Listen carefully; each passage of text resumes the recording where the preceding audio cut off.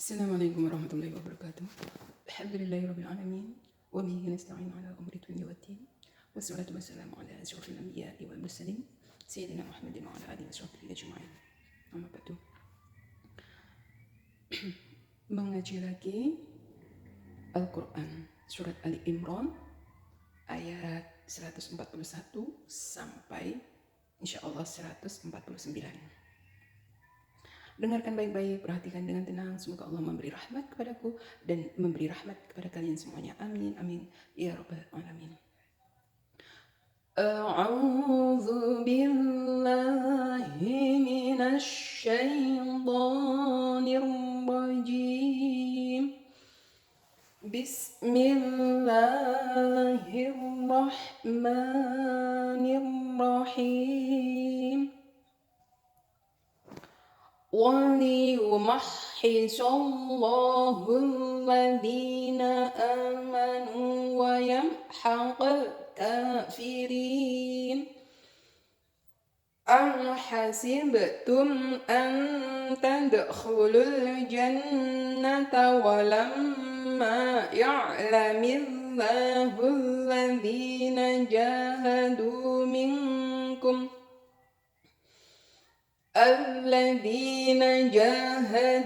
منكم ويعلم الصابرين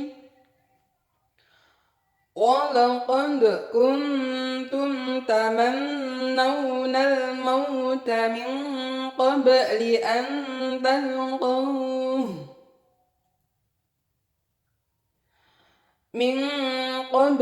أَنْ تلقوه فقد رأيتموه وأنتم تنظرون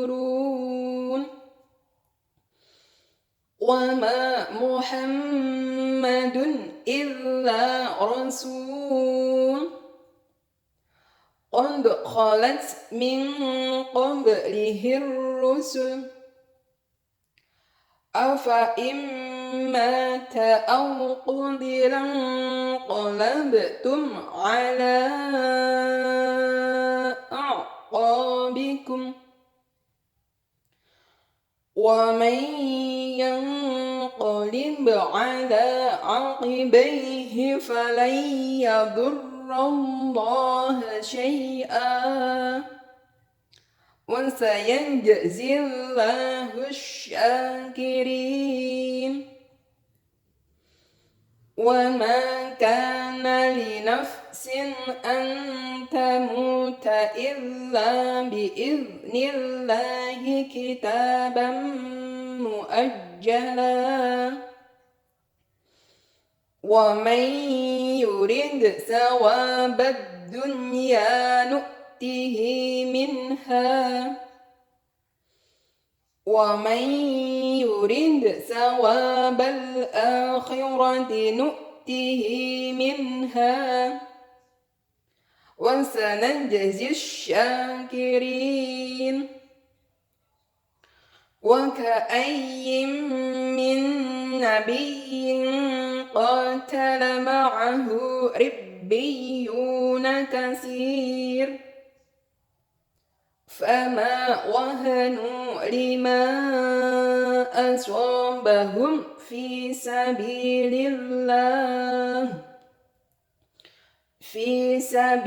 الله وما ضعفوا وما استكانوا والله يحب الصابرين وما كان قولهم إلا أن قالوا ربنا اغفر لنا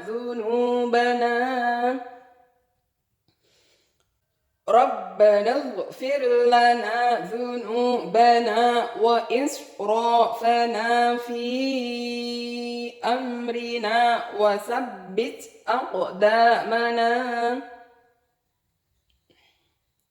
وثبت أقدامنا وانصرنا على القوم الكافرين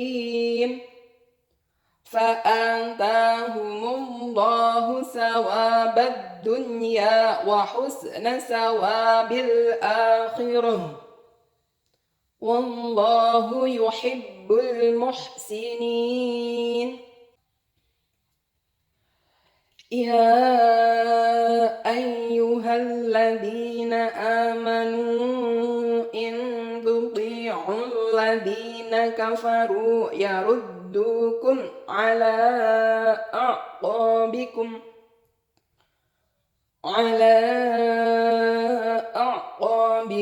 fatanqalibu khasirin. Balillahu maulakum wa huwa khairun nasirin. Shadaqallahul azim. Alhamdulillahirabbil alamin. Demikianlah tadi belajar tartil ya. Al-Quran surat Ali Imran ayat 141 sampai 150. Nah, sekarang kita mempelajari apa sih tafsirnya, makna atau isi kandungannya, dan pelajaran apa yang bisa kita petik dari kita membaca firman Allah ini. Dengarkan baik-baik, perhatikan dengan tenang, semoga Allah memberi rahmat kepadaku dan memberi rahmat kepada kalian semuanya. Amin, amin ya rabbal alamin. Aku berlindung kepada Allah dari godaan syaitan yang terkutuk dengan menyebut asma Allah yang maha pengasih lagi maha penyayang. 141. Dan agar Allah membersihkan orang-orang yang beriman dari dosa mereka dan membinasakan orang-orang yang kafir. Ini menerangkan tentang perjuangan ya umat Islam, tentang perang melawan orang-orang kafir. Jadi Allah itu memerintahkan ya, kalau umat Islam itu dizolimi, kalau umat Islam itu diserang, kalau umat Islam itu memang ya dalam bahaya, boleh melawannya. Nah, karena membela agama Allah, karena membela kebenaran, karena membela Rasulullah. Nah, orang-orang itu akan diampuni oleh Allah, dibersihkan. Ya, dosa-dosanya itu dibersihkan karena perjuangannya itu melawan orang-orang kafir, melawan orang-orang yang berdosa. Karena mereka kan zolim, sudah kafir, zolim, melampaui batas. Mereka orang-orang yang berdosa. Jadi umat Islam yang apabila berjihad di jalan Allah melawan mereka, maka dosanya diampuni oleh Allah.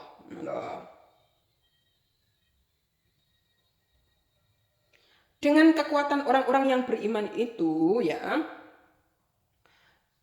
bisa membinasakan orang-orang kafir. Ya, orang-orang kafir sebenarnya itu, kalau orang kafir itu tidak memerangi, Islam itu selalu berdampingan ya. Karena di dalam Islam itu tidak boleh memaksakan agama terhadap orang lain. Tetapi orang kafir itu memang karena kejahatannya ya, pada perang Badar, orang Islam diserang ya, orang kafir. Perang Uhud. Dan masih banyak ya, masih banyak sekali peperangan di dalam Islam. Itu bukti bahwa umat Islam itu jangan kesabarannya itu hanya berdiam diri. Kesabarannya umat Islam itu jangan hanya diam gitu. Dia ini diserang. Jangan begitu. Biarin diserang mati. Jangan. Tapi juga maju di medan perang ya. Dengan senjata pada zaman dulu itu cuma pedang ya. Nggak enak istilah bom seperti sekarang, merusak bangunan, membunuh ibu-ibu, membunuh anak-anak. Nggak enak istilah perang pada zaman dahulu itu. Penuh dengan aturan. Tidak boleh menyakiti ibu-ibu, tidak boleh menyakiti anak-anak, tidak merusak bangunan dan sebagainya. Nah, itu zaman dulu. Jadi khusus tentara dengan tentara. Itulah di dalam Islam, apabila umat Islam dimusuhi, Allah itu akan memberi pahala kepada orang-orang yang membela agamanya, membela Rasulnya, dibersihkan dosa-dosanya. Dan mereka, kekuatan mereka adalah diberi kekuatan oleh Allah untuk memerangi orang-orang kafir. Ya. 142. Apakah kamu mengira bahwa kamu akan masuk surga? Padahal belum nyata. Padahal belum nyata bagi Allah orang-orang yang berjihad di antaramu, dan belum nyata orang-orang yang sabar. Jangan kira kamu bisa masuk surga sebelum mereka itu perjuangannya itu nyata ya. Mereka memang berjihad di jalan Allah ya. Terus mereka itu orang yang sabar. Orang yang sabar itu perangainya kelihatan. Dia tenang, tidak sadis kepada ibu-ibu, tidak sadis kepada bapak-bapak, tidak sadis kepada anak-anak. Perangainya tenang. Tetapi orang yang sabar itu ya, apabila ada musuh menyerangnya, harus juga dia dengan bismillahirrahmanirrahim memerangi kezoliman, memerangi kekafiran yang melampaui batas kezolimannya. Gitu. Karena mereka memerangi, ganti kita melawannya untuk menumpas kezaliman, untuk membela agamanya Allah. Nah, orang-orang itu orang-orang yang berjihad. Dan mereka itu tempatnya surga tanpa hisab. Nah, itu orang yang berjihad itu.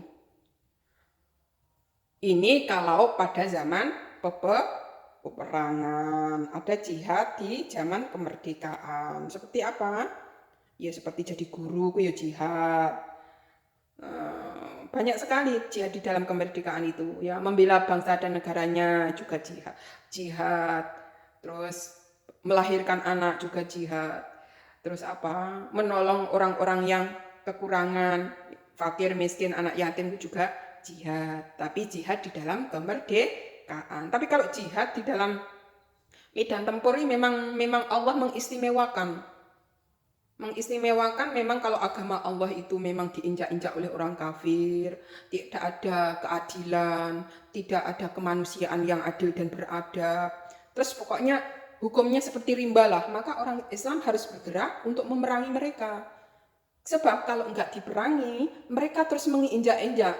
Lah, populasi umat Islam punah kalau hanya diam aja. Gitu, harus melawannya. Maka Allah akan memberi kekuatan. Toh kalau mati, Allah akan memberi syahid. Nah, masuk surga. Nah, jenis jihad itu seperti itu.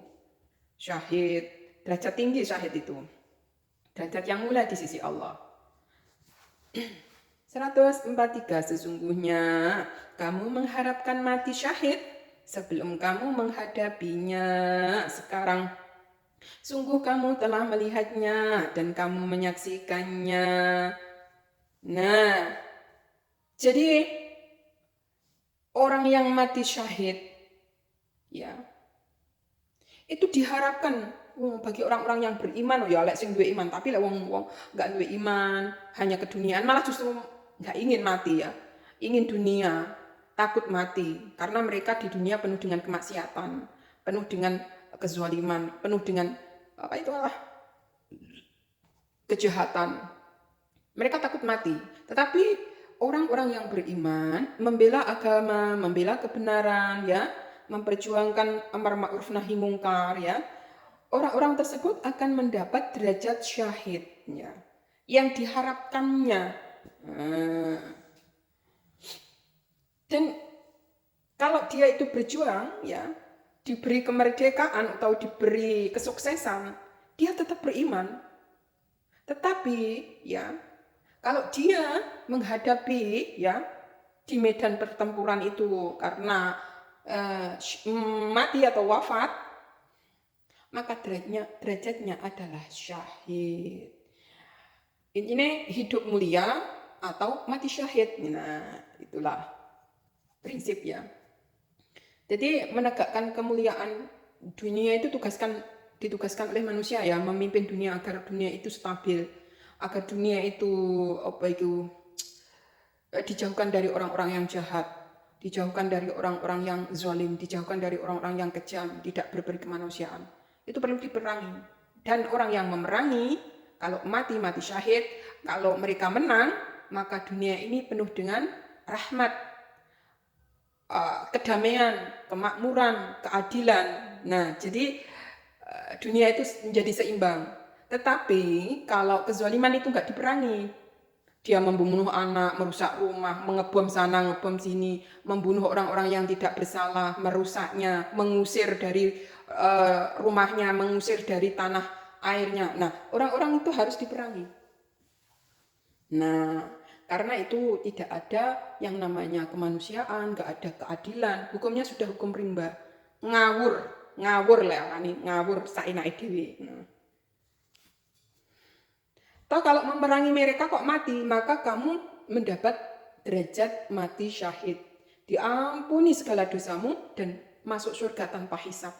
Dan kalau belum ada ngarani hisab ya, amal, belum hari kiamat seperti ini, semua meninggal mati syahid di alam barzah, alam kubur. Dia itu dapat kenikmatan terus dari Allah. Jangan mereka di dalam Al-Quran kan diterangkan, jangan mengira orang mati syahid itu adalah mati, tapi mereka tetap mendapat rezeki dari Allah. Subhanallah. Jadi tanpa jerih payah ya, kesusahan, mereka dapat kenikmatan di alam barzahnya. Bahkan kenikmatannya itu melebihi nikmatnya kenikmatan yang dunia iki nggak nek apa-apa nih. Nah, itu nikmatnya di alam barzah bagi orang-orang yang mati syahid.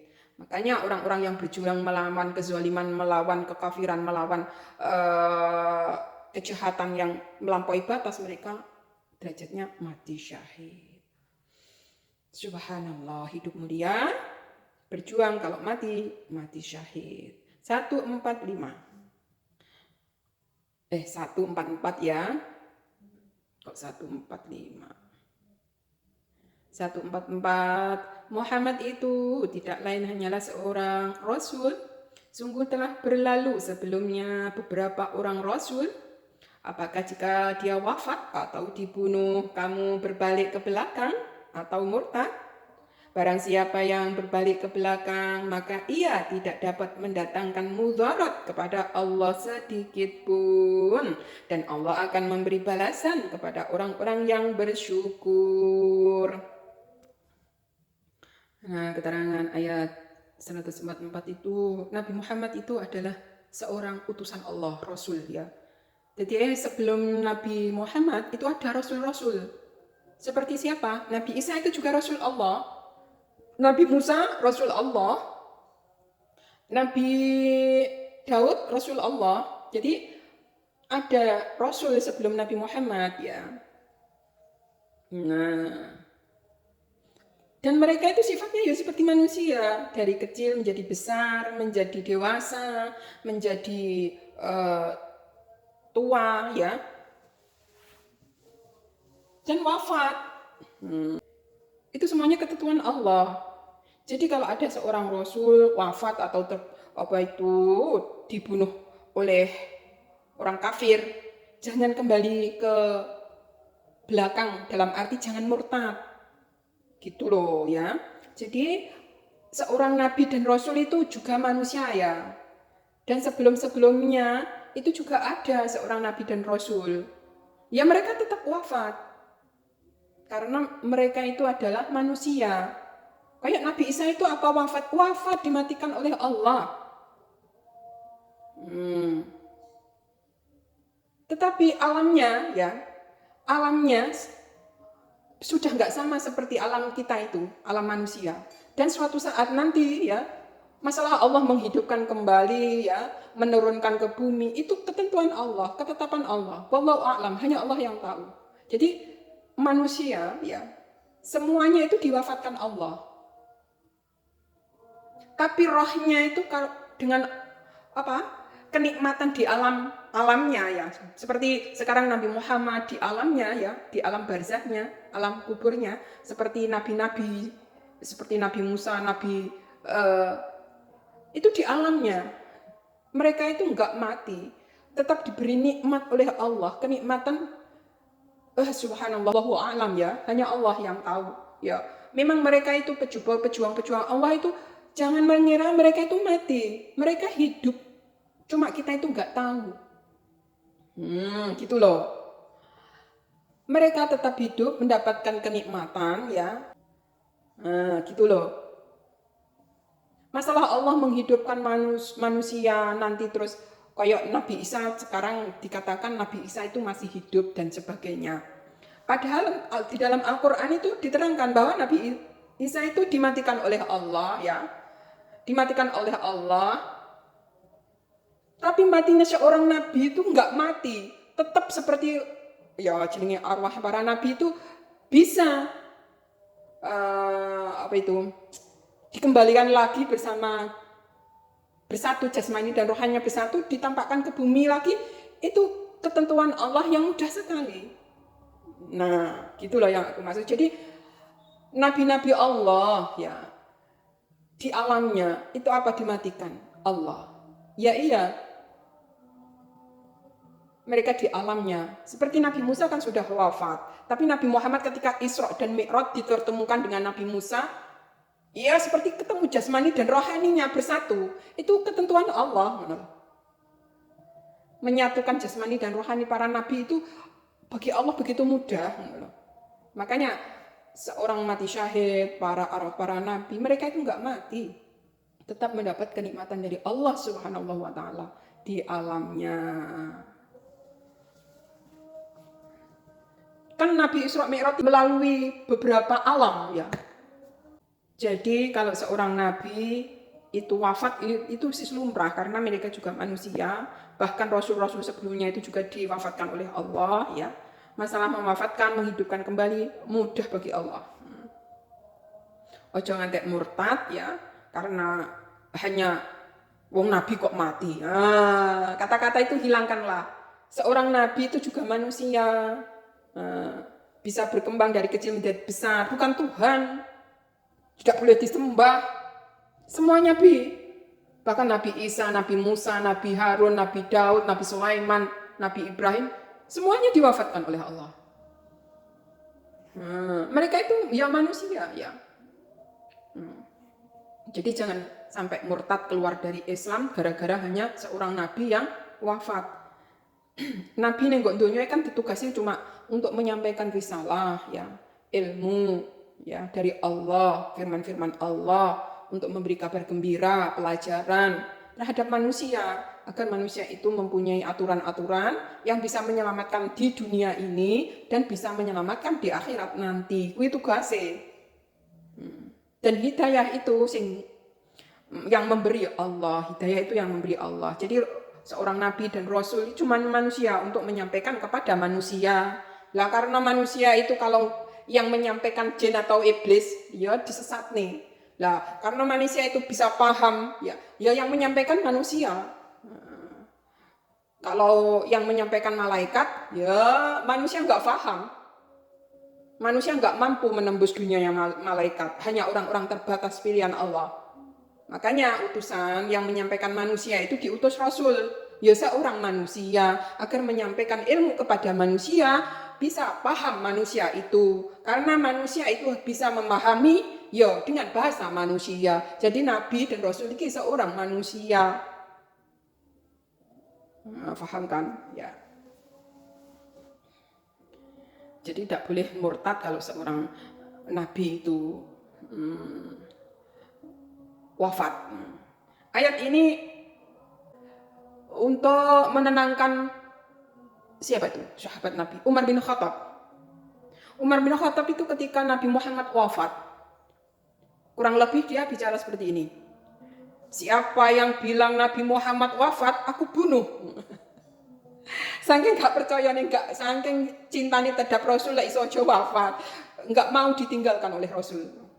Saking cintanya kepada Rasul, nggak mau ditinggalkan, dia bicara seperti itu. Nah, lah Abu Bakar As-Siddiq menyampaikan ayat Ali Imran ayat 144. Muhammad itu tidak lain hanyalah seorang Rasul. Sungguh telah berlalu sebelumnya beberapa Rasul. Apakah jika dia wafat atau dibunuh, kamu berbalik ke belakang atau murtad? Barang siapa yang berbalik ke belakang, maka ia tidak dapat mendatangkan mudarat kepada Allah sedikit pun. Dan Allah akan memberi balasan kepada orang-orang yang bersyukur. Nah, akhirnya Umar bin Khattab mengingat ayat ini, terus akhirnya percaya, sadar bahwa Nabi itu bisa wafat. Saking cintanya, karena saking gak mau ditinggalkannya, dia gak mengakui wafatnya Nabi kecewa atau nggak mau ditinggalkan dan sebagainya. Kon bersyukur Allah itu menganugerahkan seorang utusan untuk menyampaikan risalah suri tauladan wis diwek sakmono kean ki lho. Tugasnya memang tugas Kanjeng Nabi sudah selesai. Seharusnya bersyukur ya. Walaupun Nabi Muhammad wafat, ya tetap ya mengimani bahwa Nabi Muhammad itu utusan Allah yang terakhir. Lah, bagaimana caranya agar firman-firman Allah itu tetap ada? Makanya ketika Abu Bakar menjadi khalifah ya, yang merencanakan, yang memberi solusi agar kitab-kitab Allah itu jangan sampai tercecer ya, kumpulkan, dimusafkan ya, dikumpulkan seperti ini, itu jasanya Abu Bakar. Nah, sehingga Nabi akhir zaman, firman-firmannya dan hadis-hadisnya itu tertulis, diterangkan, diriwayatkan untuk memberi pelajaran ya kepada umatnya nanti. Para sahabat itu selalu memikirkan keturunan-keturunan nanti itu agar tidak punah ya, agar tidak ngarani, tetap mengerti. Ternyata memang Al-Quran itu dijaga oleh Allah. Subhanallah, banyak penghafal-penghafal Al-Quran. Setiap generasi itu ada. Nggak ada sedikit pun yang hilang Al-Quran dari ingatan manusia. Itu yang menjaga Allah. Jadi firman Al-Quran itu setiap zaman, setiap hari itu ada yang menghafalnya. Itu cara Allah itu untuk Al-Quran itu tetap di ingatan manusia. Bahkan ribuan ya orang penghafal Al-Quran itu. Nah, sampai sekarang ini, karena Al-Quran itu memang firman Allah, sampai akhir zaman pun Al-Quran ini jadikan pedoman. Kalau sudah mendekati kiamat, Al-Quran ini sudah ada tulisannya. Itu tanda-tandanya. Apa karena ya memang orang itu sudah jahat semuanya sehingga Al-Quran itu enggak mengetahui, wis apa saking wong ini mendekati kiamat kuwi wis wong kufur kabeh, wong kafir kabeh, sehingga enggak bisa baca tulis, enggak bisa baca Al-Quran, enggak ngerti apa isine Al-Quran. Nah, kuwi ngalamate wis kiamat. Apa ngono utawa dalam arti ciri-cirine kiamat kuwi lek Al-Quran tulisannya hilang, katanya gitu. Apa bisa diartikan uang ning alam dunia esok sing terakhir zaman ya, akhir zaman kuwi wis gak mengenal namanya kitab Al-Quran ini, walaupun tulisannya ada pun gak mengenal apa kuwi tulisan, mergo saking wong kuwi iki mungkin sing diburu donya tok gak mau mengaji, apa wis wong kuwi iki wis gak peduli, wis membenci Al-Quran dan sebagainya, hidupnya bebas, ingin gak ketergantungan, gak mau diatur dan sebagainya. Jadi yang mendekati hari kiamat kuwi yang bisa diartikan tulisannya Al-Quran hilang itu bisa dikatakan bukan tulisannya yang hilang, tetapi manusia itu wis gak gelem mendekati Al-Quran. Manusia itu wis gak gelem belajar Al-Quran. Manusia itu wis gak gelem ngapali Quran. Manusia itu wis gak pokoknya orang yang mendekati hari kiamat ini sak bejat-bejate wong. Wis gak ngerti wong tulisan Dajjal di dalam dahinya kini tulisan kafir kuwi wis gak paham. Wis gak iso maca Arab. Nah, itu katanya ciri-cirinya nanti datangnya hari kiamat. Ciri-cirinya kalau Al-Quran kuwi wis hilang tulisannya, bisa diartikan wong kuwi wis lali karo Al-Quran, wis gak buka Al-Quran, wong kuwi wis gak eneng sing inget Al-Quran. Isine mak guru dunyo, ngejar dunyo terus gak pernah ngaji, gak pernah membuka Al-Quran. Bahkan Al-Quran yang dibaca oleh umat Islam setiap habis sembahyang walaupun satu ayat ini wis gak eneng ngono kuwi.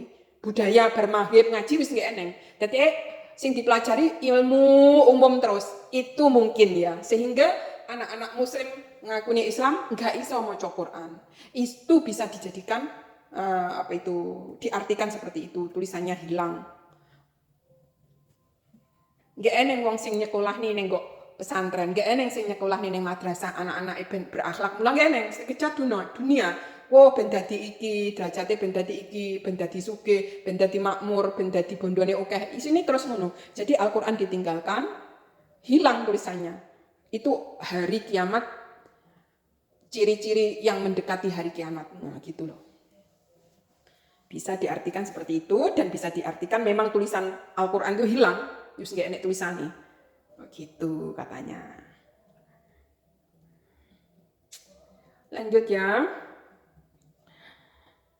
145 sesuatu yang bernyawa tidak akan mati melainkan dengan izin Allah sebagai ketetapan yang telah ditentukan waktunya. Barang siapa menghendaki pahala dunia, niscaya kami berikan kepadanya pahala dunia itu. Dan barang siapa yang menghendaki pahala akhirat, kami berikan pula kepadanya pahala akhirat. Dan kami akan memberi balasan kepada orang-orang yang bersyukur. Nah, jadi memang sudah ditetapkan ketentuan dan ketetapan Allah yang mati itu sesuatu yang pasti bagi makhluk hidup ya. Ada yang mati masih kecil, ada yang mati waktu remaja, waktu dewasa, waktu tua renta. Jadi itu suatu ketetapan Allah menurut. Jadi sini manusia kan bersyukur aja, wis nenggok dunia istilahnya kita itu waktu kecil kalau mati langsung nenggok swarga, sak durunge balik ya. Sesudah balik kan mempunyai kewajiban, wajib sholat, wajib zakat, wajib puasa. Kalau dia bertakwa walaupun usianya itu cuma 15 tahun mana ya, tempatnya tetap surga. Karena beriman bertakwa. Lah umur 100 tahun malah bertakwa, enggak sholat, enggak ngaji, enggak puasa, enggak zakat, ya neraka tempatnya walaupun panjang umurnya. Nah, gitu loh yang dimaksud ya. Jadi ketetapan mati dan hidup ini sudah ditentukan oleh Allah. Kalau orang yang wafat ya, itu sudah ditentukan oleh Allah. Itu berarti kita nggak perlu berjuang berjuang untuk sehat, berjuang untuk hidup dan sebagainya. Tidak, manusia itu terus berusaha dan berdoa. Allah yang menentukan, gitu.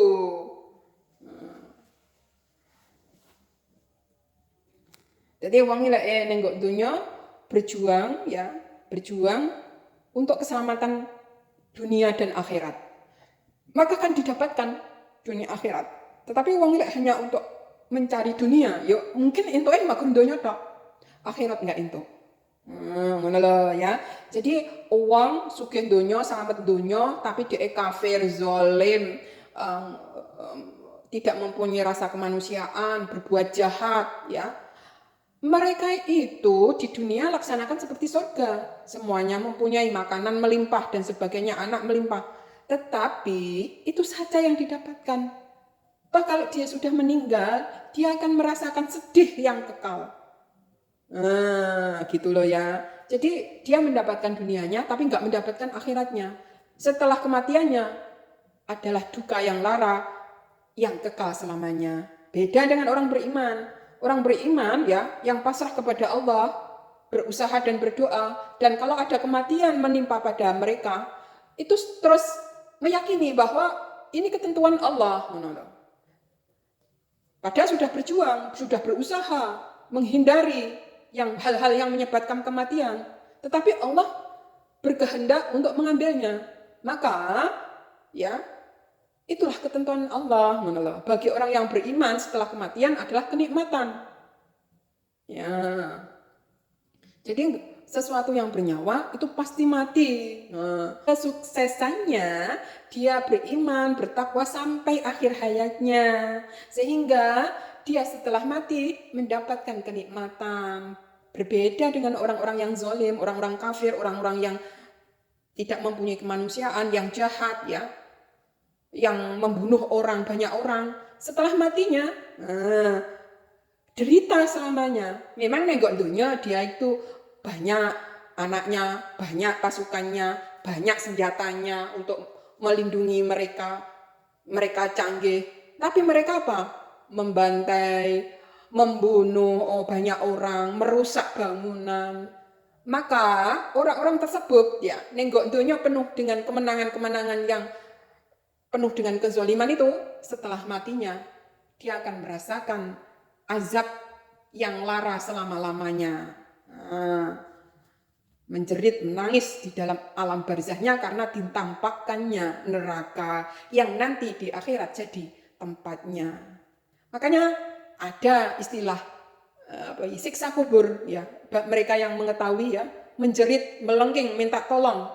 Itu ahli-ahli neraka yang di dunia itu kejahatannya melampaui batas, sudah kafir, jahat, memusuhi umat Islam pisan. Nah, kelihatannya mereka itu dunianya sukses, tapi setelah kematiannya mendapat siksa yang kekal selamanya.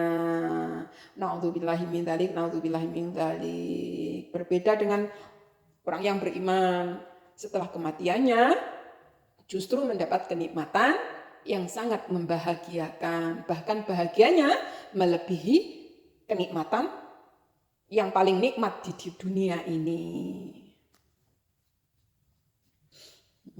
Gitu loh ya. Jadi setiap orang yang bernyawa pasti mati. Wong sugih pun ya mati, wong sing banyak membunuh orang, membantai orang bakal mati. Tapi sebelum mati ditampakkannya neraka, ditampakkan azab. Bahkan sebelum mati oleh Allah diberi pelajaran. Ayo panggah enggak bertobat. Sehingga meninggalkan dunia ini di alam barzahnya menangis, meronta, minta tolong, ingin dikembalikan lagi ke dunia untuk berbuat kebaikan. Wis enggak iso lagi mati. Ya, ingin kembali ke dunia enggak bisa. Wis mumpung masih di dunia, semoga mereka-mereka yang jahat, mereka-mereka yang kejam, merusak, mengebom, merampok tanah orang, terus membunuh orang, merusak rumahnya, berbuat fitnah semena-mena. Semoga Allah memberi hidayah kepada mereka, sehingga mereka itu bisa bertobat, sehingga masuk dalam pengampunannya Allah. Tapi angel. Kebanyakan mereka kalau sudah sombongnya melampaui batas, kejahatannya sudah melampaui batas, kadang angel kan tobat. Bis kadung ketutupan dosa. Selanjut 1, 4, 6. Dan beberapa banyaknya nabi yang berperang bersama-sama mereka sejumlah besar dari pengikutnya yang bertakwa. Mereka tidak menjadi lemah karena bencana yang menimpa mereka di jalan Allah, dan tidak lesu dan tidak pula menyerah kepada musuh. Allah menyukai orang-orang yang sabar. Lah, di dalam Islam orang yang sabar seperti itu. Jadi mereka itu berperang melawan orang kafir, orang yang zalim, yang memusuhinya, itu enggak lemah malah. Malah justru mereka menjadi kuat, enggak lesu, enggak letih. Mereka enggak menyerah. Itulah orang sabar ya. Tetap semangat ya. Itulah orang-orang yang bertakwa. Diberi kekuatan oleh Allah seperti yang dicontohkan para nabi-nabi terdahulu. 147. Tidak ada dosa mereka selain ucapan, ya Tuhan kami, ampunilah dosa-dosa kami dan tindakan-tindakan kami yang berlebih-lebihan dalam urusan kami, dan kuatkanlah pendirian kami, dan tolonglah kami terhadap kaum yang kafir.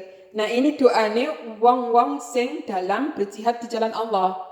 Lah orang-orang yang berjihad di jalan Allah kan cekelane pedang pada zaman itu. Terus akhirnya membunuh orang kafir, berdarah dan sebagainya toh. Ini kan tindakan yang sebenarnya mereka itu tidak mau membunuh orang, tapi karena memang itu adalah perang di jalan Allah, mereka tidak dibunuh, mereka itu akan menginjak-injak orang Islam, membunuh orang Islam, membantai orang Islam, sehingga kan punah.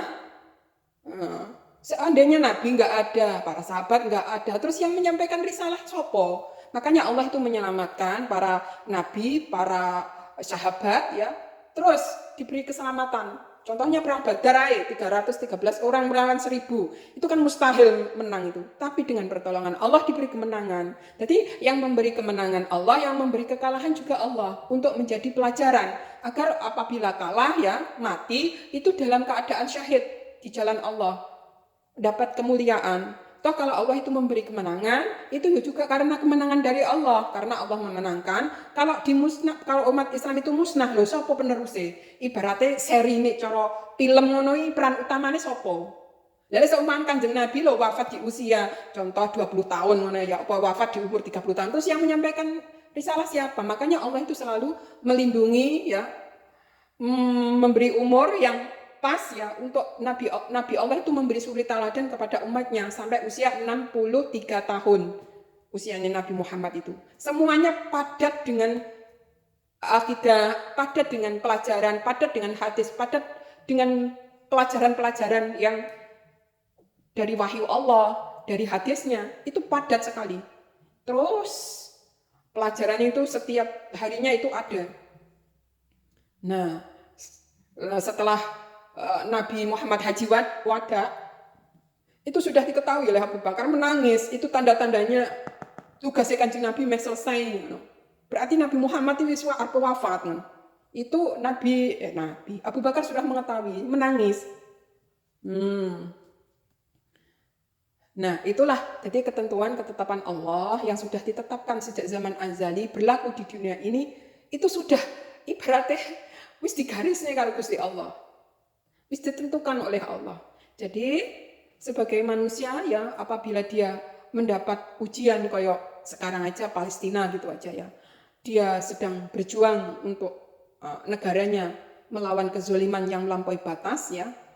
Dari lesannya zolim ya, Israel itu dari perbuatannya juga zolim. Maka pejuang-pejuang Palestina dengan berakhlak mulia tetap berjuang di jalan Allah. Semoga mereka diberi kekuatan oleh Allah. Ya, orang-orang yang berjihad pada zaman dulu itu doanya begini, ya Tuhan kami, ampunilah dosa-dosa kami dan tindakan-tindakan kami yang berlebih-lebihan dalam urusan kami, dan kuatkanlah pendirian kami, dan tolonglah kami terhadap kaum yang kafir. Ini yang sedang dihadapi oleh saudara kita di Palestina. Banyak pembantaian, 11.000 orang sudah wafat ya.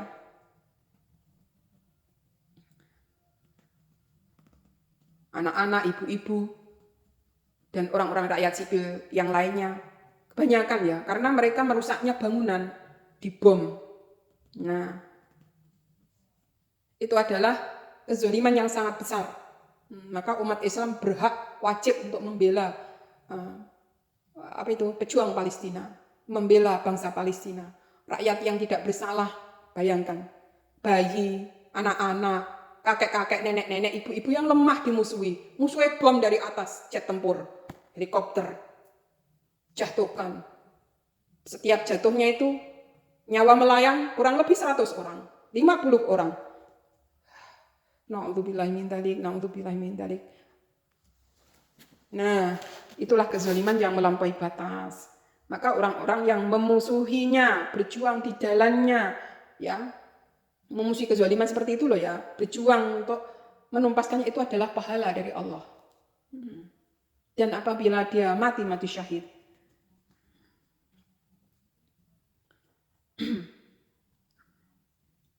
Sekarang 148. Karena itu Allah memberikan kepada mereka pahala di dunia dan pahala yang baik di akhirat. Dan Allah menyukai orang-orang yang berbuat kebaikan.